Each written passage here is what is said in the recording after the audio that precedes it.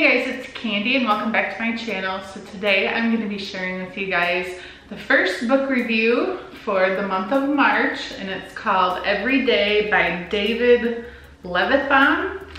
I think it's pronounced, and I read this book pretty quickly. It was really good. I'm going to rate this book 4.5 stars. And I'm sure you're all going to wonder why I didn't give it 5 stars, which I'll get into it in a minute. This book actually was made into a movie. I'm really excited to go see it, and I know Carly wants to see it too.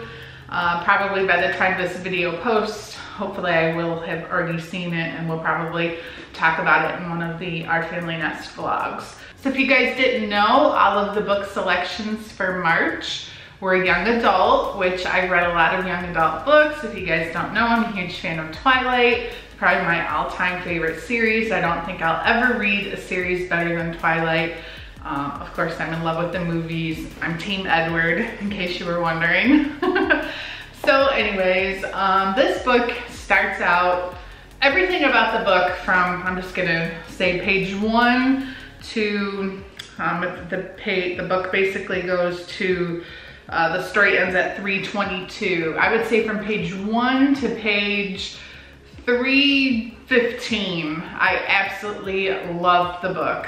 Everything about it. Basically, if you don't know about the book, it's every day this person, and he/she refers to himself as A, every day, and I always seem to refer to A as a he. It's not on purpose, but for speaking purposes, that's probably what I'm gonna do. Every day he wakes up and he's in a different body, and it's always somebody that's his same age. I'm pretty sure he's 16 if I recall. I know he drives, so wakes up in a different body. Usually it's somebody that lives within like a few hours of where the person before him lived, so like typically the same state, the same area. He meets this girl, Rhiannon, and he falls in love with her. And it happens where he meets her because one day he wakes up as Justin, who is Rhiannon's boyfriend. And so he realizes that Justin's like a real jerk. He doesn't treat his girlfriend very kindly and that sort of thing. But that particular day that he was Justin, they had this amazing day, tons of chemistry. They were like completely in love with each other. So from that day forward, A goes out of his way to constantly find ways to meet Rhiannon, and eventually he ends up telling her his truth, that every day he's waking up into a different body, and he'll like email her and say, hey, let's make plans to meet at the library. But that day he might be like a girl. And as time goes on, they get to know each other better, they fall in love. The one interesting part to the story is it's kind of up to him, like at midnight when he falls asleep and then wakes up as a new person.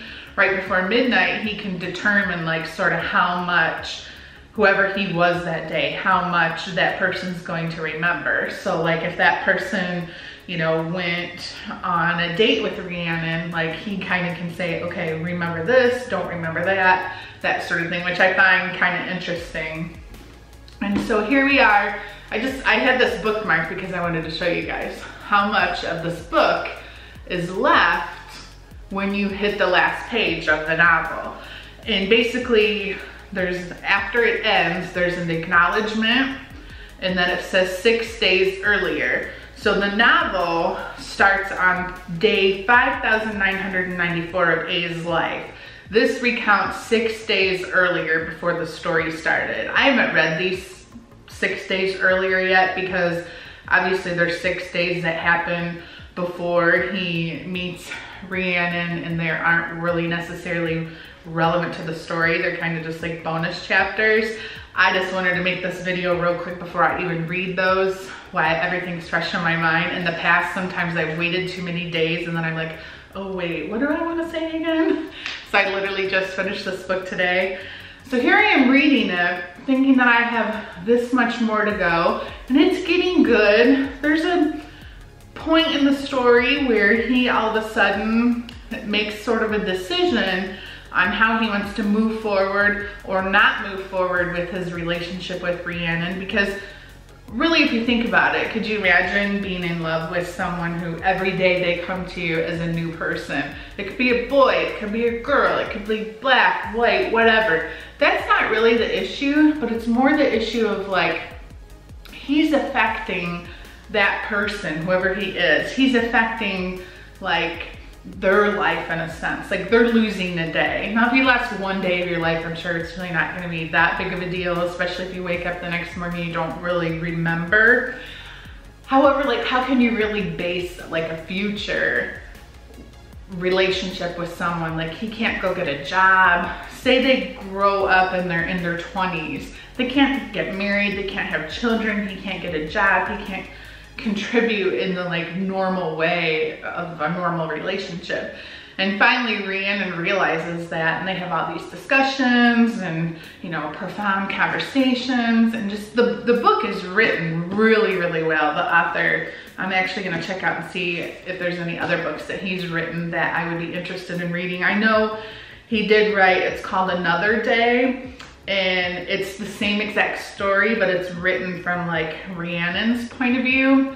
I personally don't really have an interest like living through the same story, but from her point of view. I know Stephanie Meyer, who wrote Twilight, did the same thing. I think it was the very first book of the Twilight series. It was rewritten, and I remember reading a few chapters online or something like that, and I'm like, this, I just know this is ruining it for me. I want to remember the story the way it was written first time. And I feel the same way about this book. I don't want to know any more of what she feels. I love that I fell in love with her right along with A by reading it from his point of view, if that makes sense. So anyways, here I'm reading and I'm thinking, oh, we got all this to go. This is good. I like the way it's ending.